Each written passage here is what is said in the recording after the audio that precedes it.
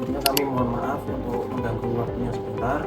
Kami mohon izin pagi ini saya Anandya Putra Widiantoro selaku bagian SDM akan menyampaikan terkait sosialisasi dari series 3 yang dilaksanakan hari Jumat kemarin.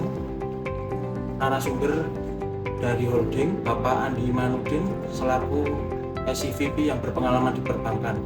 Kemudian juga kami akan menyampaikan juga terkait webinar yang kedua Sadari Series 3 yang akan dilaksanakan Senin 13 Oktober 2025 dengan pembicara Bapak Aris Budi Widodo dari PTPN 1 Regional 3. Dari kedua webinar ini beberapa hal yang dapat kita ambil dan kita sharing ke Bapak Ibu sekalian sebagai berikut. Tema utama dari kedua pembicara tersebut adalah memperkuat kapabilitas proaktif dalam manajemen risiko utama. Materi ini membahas manajemen risiko sebagai bagian integral dan tata kelola perusahaan, governance, risk and compliance, tata kelola risiko dan kepatuhannya.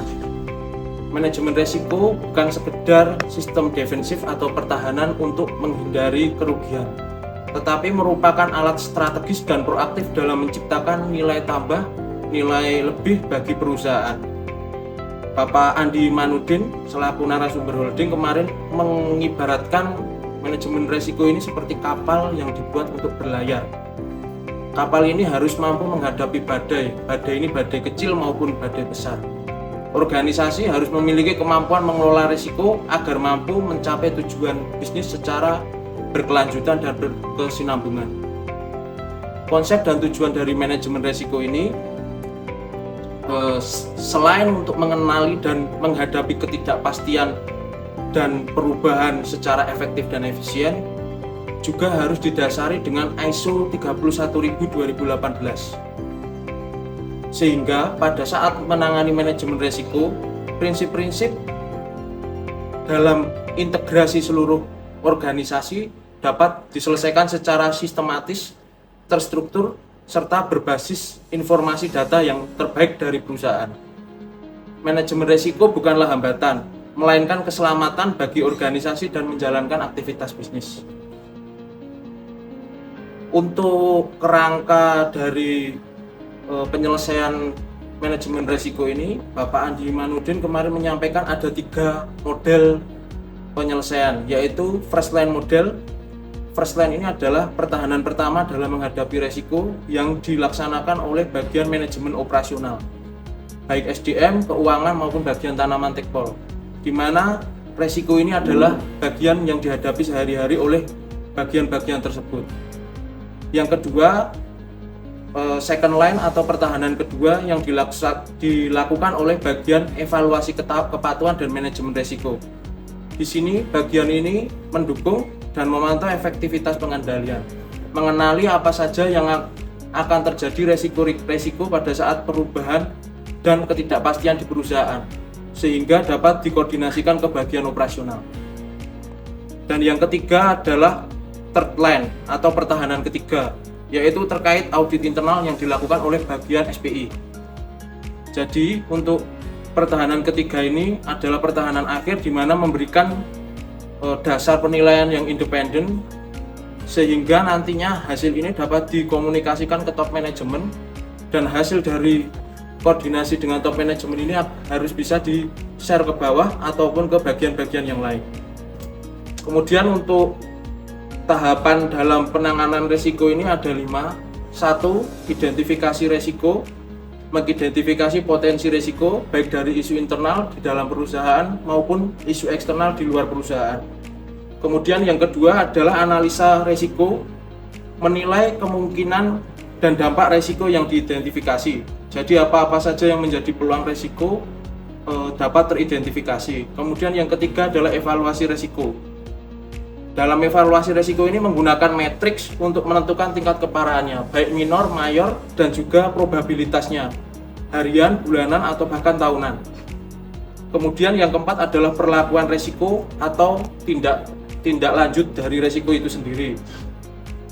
Jadi dari top manajemen melakukan strategi penanganan seperti bagaimana menghindari, mengurangi, memindahkan atau menerima resiko sesuai prioritas dan toleransi organisasi. Yang kelima adalah evaluasi dari tindak lanjut perusahaan atau pemantauan dan peninjauan. Hal tersebut bisa dilakukan dengan dua model. Yang satu adalah ongoing review yang dilakukan oleh top manajemen dengan melakukan pemantauan rutin dengan kabak ataupun kasubag bagian-bagian terkait. Dan yang kedua menggunakan model independent evaluation. Independent evaluation adalah menunjuk pihak ketiga dari luar untuk menentukan apa saja yang menjadi permasalahan dari perusahaan baik secara internal maupun eksternal diselesaikan dengan baik atau tidaknya. Kemudian dari Bapak Aris Budi Widodo selaku Kasubag Manajemen Risiko PTPN Regional 3 juga menyampaikan di PTPN grup utamanya di PTPN 1 hal-hal yang terkait implementasi dan pelaporan yang harus dilakukan rutin di perusahaan ada dua tipe, yaitu tipe internal dan tipe eksternal. Tipe internal ini merupakan pelaporan internal seperti laporan audit internal yang dilakukan oleh bagian SPI secara berkala. Yang kedua adalah pelaporan yang dilakukan menggunakan aplikasi Erin. Kemudian untuk pelaporan dan implementasi secara eksternal ada beberapa. Yang pertama adalah ketaatan terhadap manajemen mutu.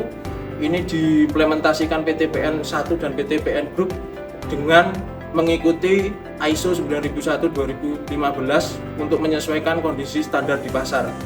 Kemudian juga di lingkungan PTPN Group mengikuti ISO 14001-2015 serta proper, di mana memiliki standar proper minimal biru atau taat lingkungan dengan melaporkan ketaatan AMDAL maupun aturan lingkungan hidup ke DLH Kabupaten, Provinsi maupun KLHK Jakarta. Dan yang ketiga adalah keselamatan kerja K3, di mana PTPN Group utamanya di PTPN 1 melakukan sertifikasi K3 secara rutin, baik secara pelatihan, kemudian perlengkapan seperti APAR dan juga laporan kecelakaan kerja yang dilaporkan rutin ke bagian Depnaker. Dan yang ketiga adalah yang paling terbarukan di PTPN 1, yaitu adalah pelaporan SMEAP, yaitu memastikan transparansi, akuntabilitas dan kesinambungan pengendalian risiko di bagian keuangan, utamanya untuk mengendalikan kejadian korupsi, kolusi maupun nepotisme. Dari apa yang Bapak Andi Imanuddin dan Bapak Aris Budi Widodo sampaikan, kesimpulan yang dapat kita tangkap adalah manajemen risiko yang efektif menuntut budaya sadar risiko di semua lini organisasi. Pendekatan proaktif tidak hanya bereaksi terhadap ancaman, tetapi juga mengubah resiko dan ancaman itu menjadi nilai positif dan peningkatan nilai bisnis. Dengan penerapan prinsip ISO 31000 yang dilakukan secara internasional dan integrasi dari sistem GRC Good Risk Compliance, tata kelola, risiko dan kepatuhan, organisasi diharapkan dapat meningkatkan ketahanan, kredibilitas, serta daya saing dalam menghadapi ketidakpastian dan transformasi perusahaan saat ini, sehingga perusahaan tetap dapat berjalan dengan berkesinambungan dan juga mampu bertahan dalam kondisi perubahan saat ini. Demikian dari apa yang dapat kami sampaikan, kurang lebihnya mohon maaf. Assalamualaikum warahmatullahi wabarakatuh.